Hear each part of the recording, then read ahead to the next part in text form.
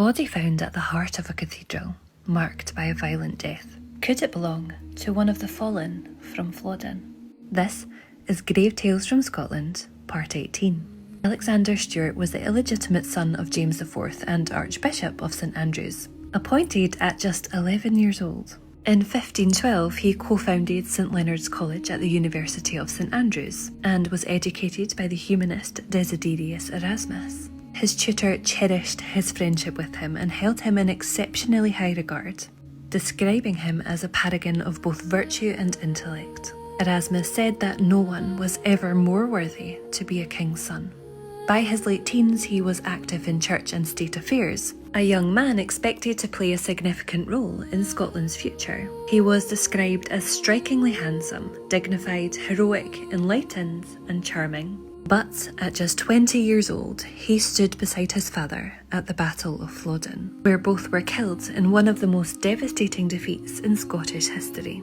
Around 10,000 Scots are thought to have died that day, many of their bodies buried in mass graves far from home. Alexander, like many of the men lost that day, was deeply mourned. He was such a promising young man, closely tied to the future of the Scottish Church. His death left a sudden gap in its leadership and raised questions about what might have been.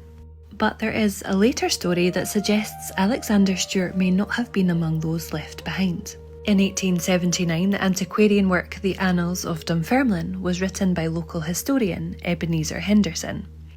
In it, he records the 1820 discovery of a skeleton in a stone coffin beneath the site of the high altar at St Andrews Cathedral. The skull was described as bearing a deep cut, consistent with a blade wound.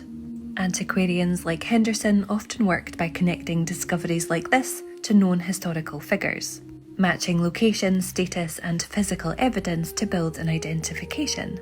And in this case, the conclusion is compelling. Burial at the high altar was reserved for the highest ranking figures in the church.